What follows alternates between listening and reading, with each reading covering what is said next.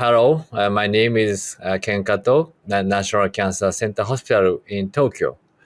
My specialty is chemotherapy for the upper GI cancer, especially for the esophageal cancer.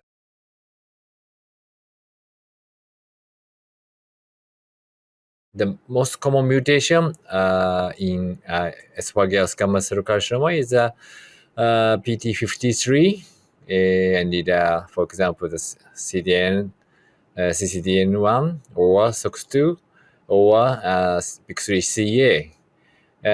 But most mutation does not the target of the target therapy.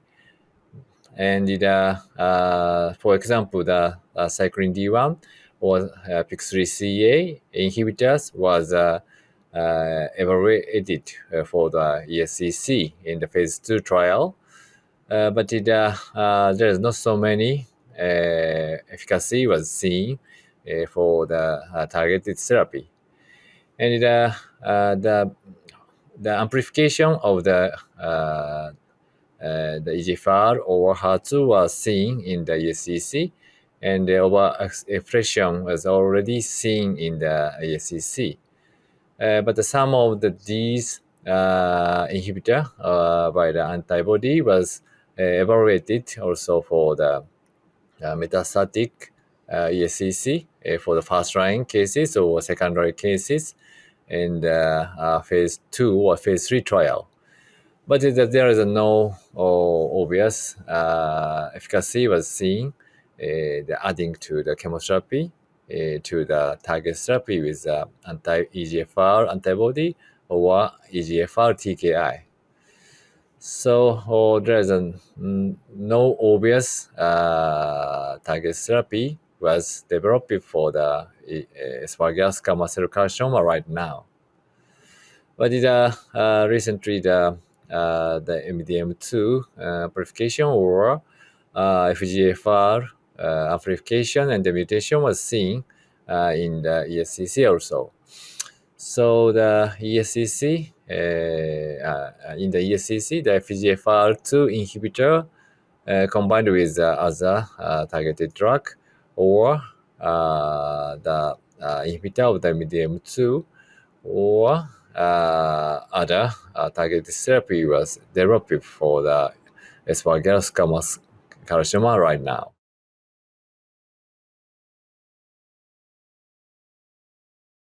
Recently, the immune checkpoint inhibitor was developed for the esophageal squamous cell carcinoma, and nivolumab and or pembrolizumab or other PD-1 antibody was approved for the esophageal squamous cell carcinoma.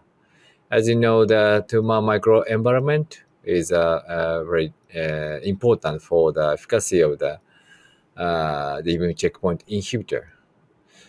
And tumor immune checkpoint immune microenvironment in ESCC was consist with many immune cells, including the T cells and the NK cells or macrophages and the dendritic cell, and the other regulatory T cell or the myeloid derived cells.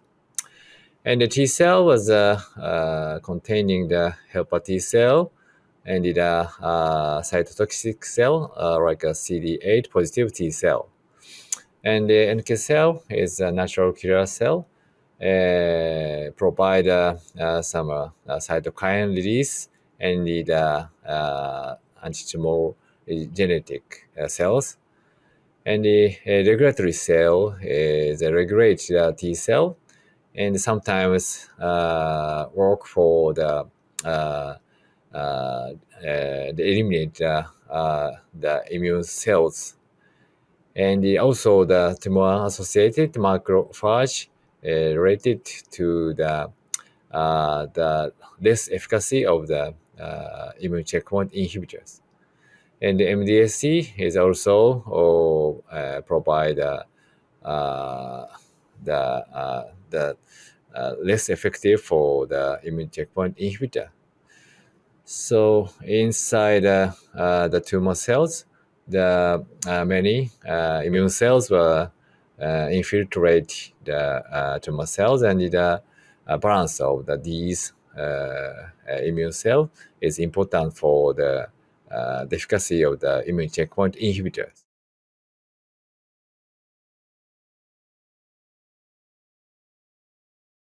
As I mentioned, that there's many immune cells will infiltrate the tumor cells, and the balance of the immune cells were very important for the efficacy of the immune checkpoint inhibitors.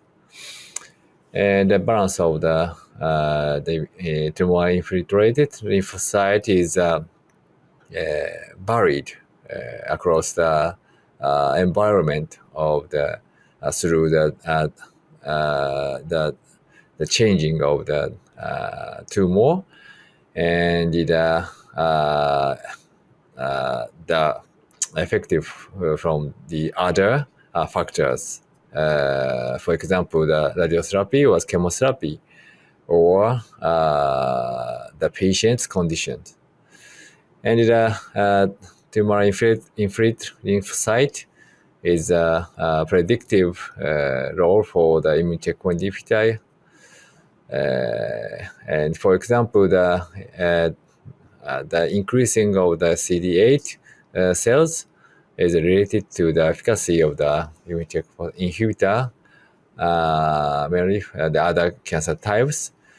And the FOXP3 or MDSC or Treg is related to the less effectiveness of the immune checkpoint inhibitors. And the tumor-associated macrophage related to the shorter survival in the cancer patient, and the other the immune cells is related to the efficacy of the PD-L1 inhibitors.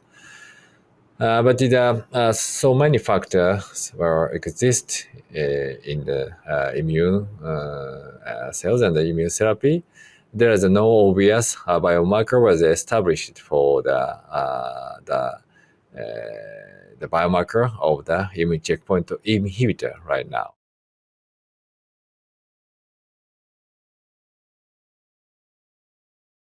Okay, so until now, the large-scale phase 3 trial, for example, the Keynote 180 trial or Keynote 181 trial, was conducted for the global trial as a global trial. Inside this trial, some biomarker was evaluated for the efficacy, which related to the PD-L1 antibody efficacy. For example, the PD-L1 is one of the most hard biomarker for the PD-L1 antibody for the ESCC. The PD-L1 expression of the tumor cells and the tumor-infiltrated lymphocyte was related to the good efficacy of the pembrolizumab and in this trial. And a group with a PD-L1 high expression had the median OS of the 9.3 months, and the 6.7 months with chemotherapy. And there is a obvious the difference between the chemotherapy with the pembrolizumab. And PDL2 is associated with unfavorable clinical outcome in the esophageal cancer, but there is not so robust evidence for the as a biomarker related to the efficacy of the PD-1 antibody. And the MSI high is a known biomarker for the higher the efficacy with the PD-1 antibody across the cancer types. And the pembrolizumab was approved for the MSI high esophageal cancer. But the frequency of the MSI high tumor in esophageal cancer is very low and less than 2%. And recently, the tumor mutation burden was known biomarker for the positive efficacy for the PD-L1 antibody, also in the ESCC. So more than the 10 mutation burden for more than 10 mutation per megabase associated to the better efficacy of the PD-1 antibody in the ESCC. And the EGFR is the overexpressing the more than 50% of the ESCC tumor. And they correlated significantly the tumor invasion and the progression and the proliferation. But as I mentioned, the EGFR inhibitor is not correct to the efficacy in the ESCC. And there is not so many the evidence for the relationship of the EGFR and the PD-1 antibody efficacy. So we should continue to the research to seek the biomarker for the ESCC.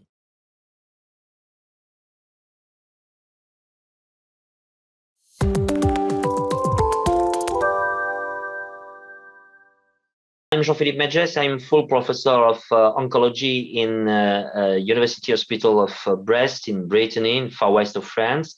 And I'm very involved in the management of digestive cancer, and especially in esophageal and esophageal cancer. That's normally the subject of our discussion today.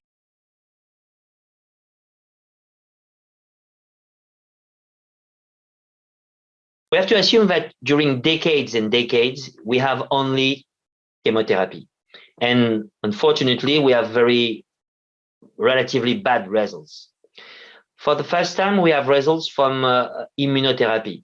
The key mechanism of immunotherapy is the same in melanoma, in lung cancer. You have anti-PD-1 and PD-L1, and you have the opportunity to have an addition with anti-CTLA-4. The main strategy actually in first line was to use, first of all, the single agent as immunotherapy, but we move rapidly to the association between chemotherapy and immunotherapy, and that's the way actually of the very important trial we have in the 2 last years.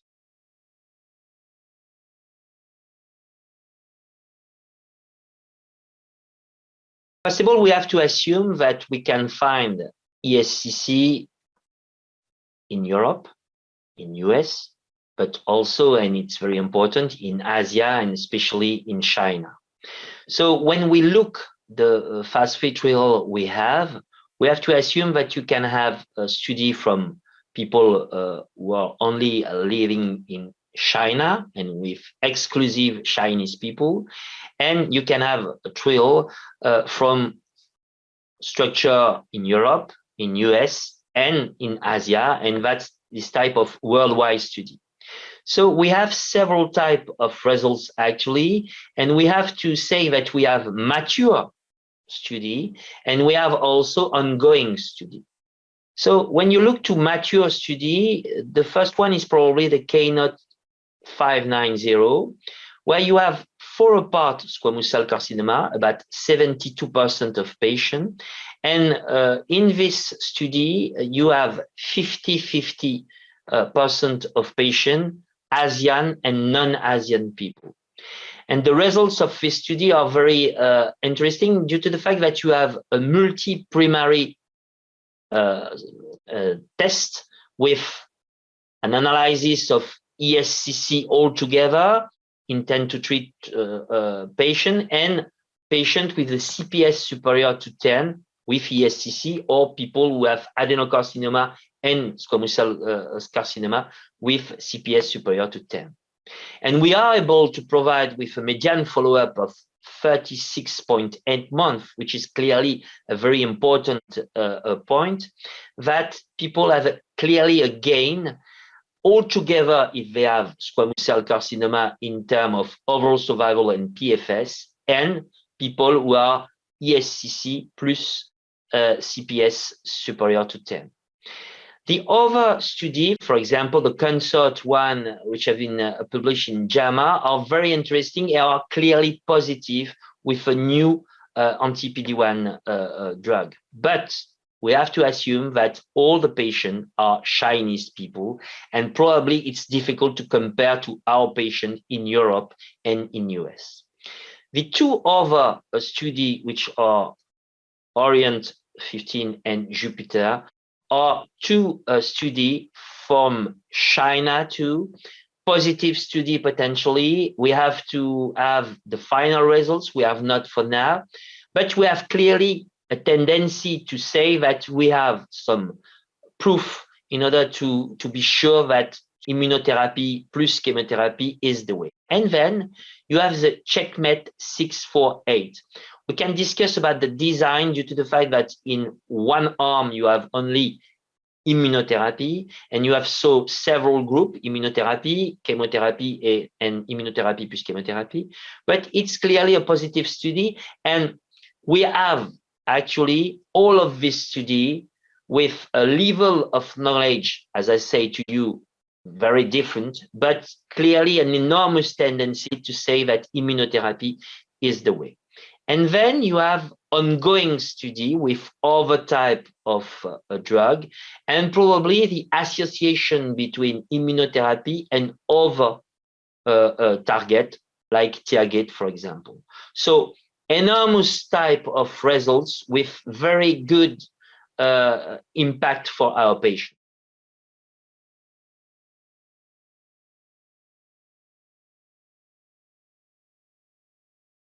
First of all, the fact that you give the opportunity to the patient to have an improvement in overall survival is strategic.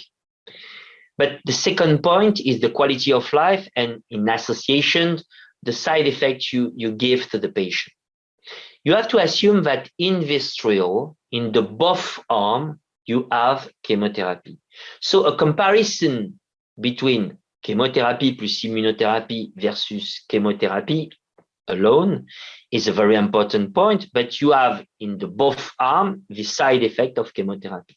So the additional side effect and the importance of the additional side effect if you add immunotherapy has to be clearly shown, and you have no exceptional side effect, and you have no incredible side effect with a relatively big follow-up. I mean, if you have very short time, you are not able to speak about the long-term follow-up of this kind of side effect if you have for immunotherapy.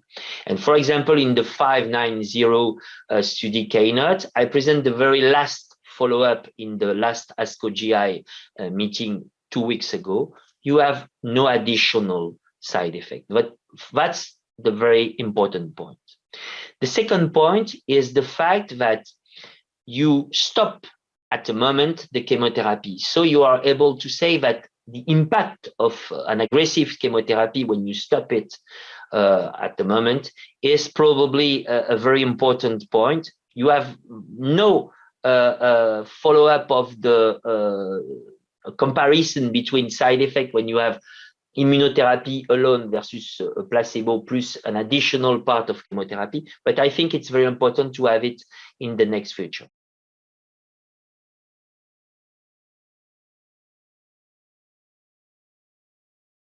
First of all, we can speak about the approval in US and the approval in Europe. If you look, for example, for the approval for pembrolizumab in first line.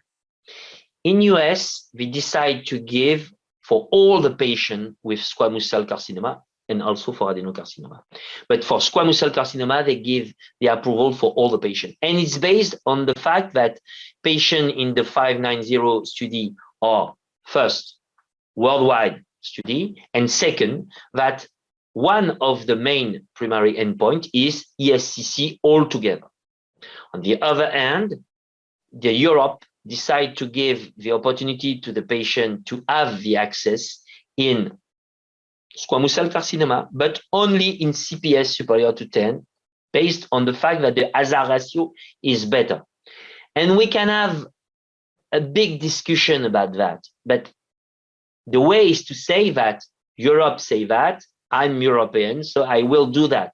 But I have to assume that if you have several main objectives and that all the objectives are positive, and for example, for squamous cell carcinoma, all the patient has a real improvement, it's a pity to me to say that you are going to take to only a part of patients. So we have to discuss next future to improve companion tests, to be sure to give the right way to the right patient. But we have to be happy due to the fact that we have several results, that we wait for new anti-PD-1 from China, for example, and to see if we can improve for a part the strategy for our patient. But the great news is we improve, and we absolutely need for our patient to have this improvement as soon as possible by a clear and an important access.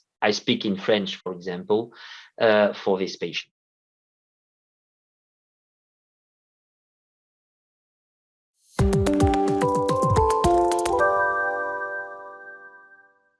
Hello, my name is Radka Obermanova. I am consultant oncologist based in Brno in the Czech Republic.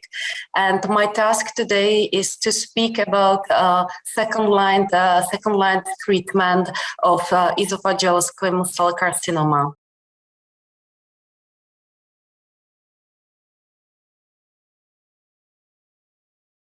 So up to now, 5 similar studies of PD-1 inhibitors have reported encouraging clinical efficacy in patients with esophageal squamous cell carcinoma after first-line therapy. These studies, including Keynote 181 with pembrolizumab, attraction-free with nivolumab, escort trial with pembrolizumab, and rational 302 with tislelizumab, and Orient 2 with sintilimab. In these studies, the median overall survival of PD-L1 inhibitor groups are all greater than 7 months, and the hazard ratios for overall survival are all lesser than 0.8.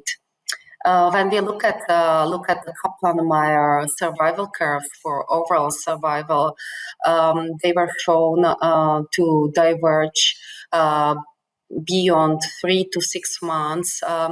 That indicates that for patients who responded to immunotherapy, there could be a longer overall survival. I would start with Keynote 181. This was a global phase 3 study that involved not only squamous cell carcinoma, but also both histologic subtypes, also adenocarcinoma, and pembrolizumab was compared to investigators' choice chemotherapy, and pembrolizumab treatment reached a hazard ratio 0.78.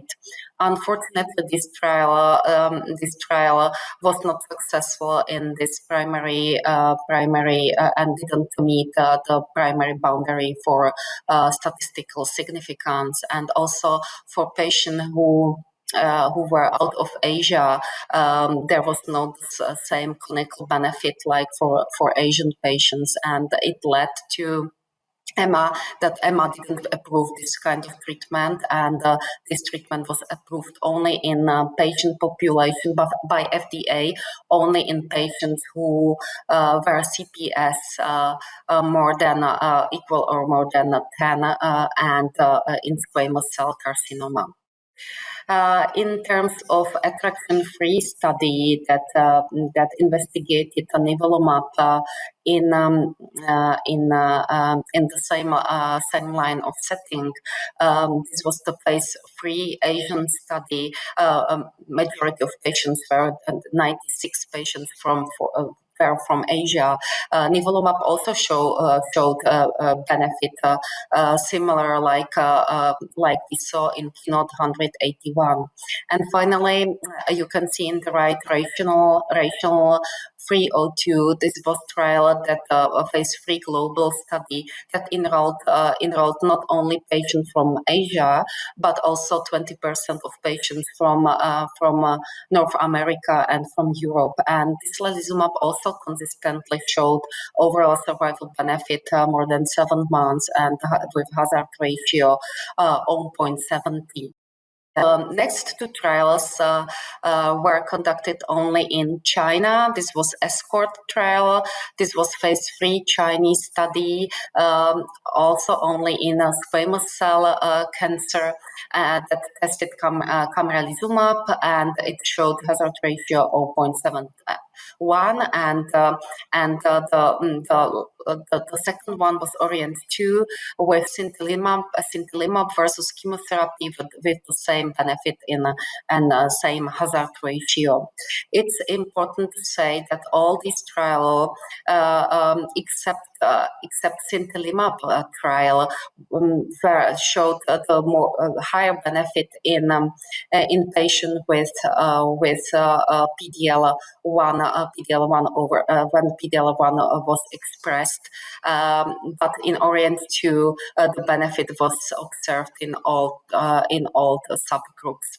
And finally, I would like to mention Ramona trial, which was phase 2 German study that is interesting because evaluated combination of nivolumab and ipilimumab versus chemotherapy. So far, only interim analysis was published, and estimated study completion date will be in November 2022. But in terms of safety, we have already obtained some data, and I will mention them later.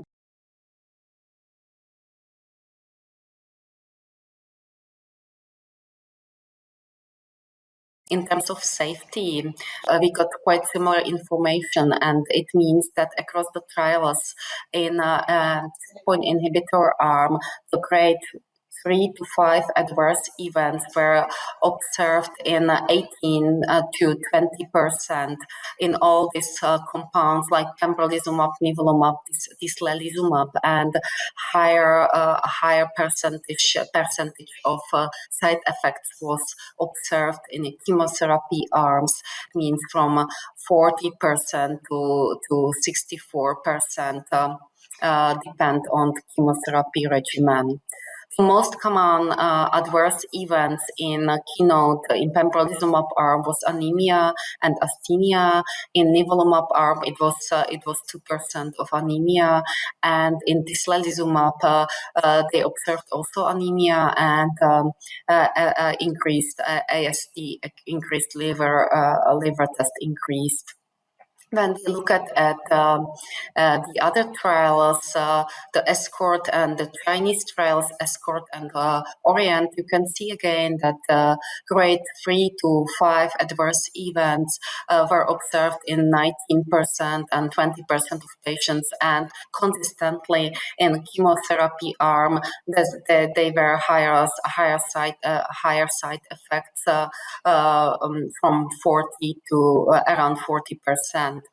And most common, there was no surprise in terms of safety in this trial. The most common side effect was anemia, and in sintilimab, maybe it should be mentioned that it was pulmonary inflammation in 5% of patients.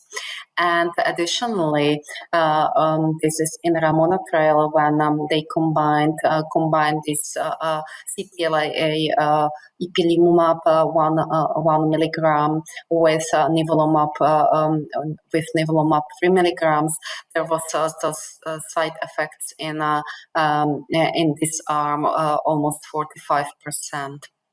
but it was just interim analysis and details were not reported.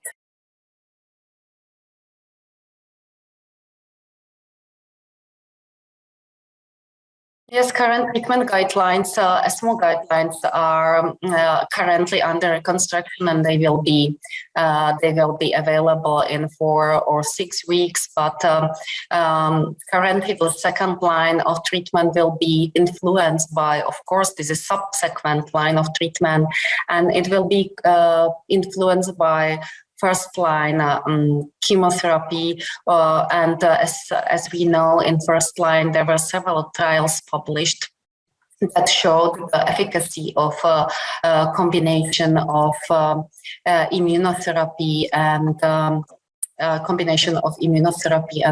chemotherapy, but also the combination of immunotherapy, namely in CheckMate 648, the both exploratory arm, which showed higher efficacy comparing to chemotherapy. It means that first line, when in future will be the standard of care combination of immunotherapy, checkpoint inhibitor, and chemotherapy, or there will be also available in some patients nivolumab plus ipilimumab that was shown in CheckMate 648.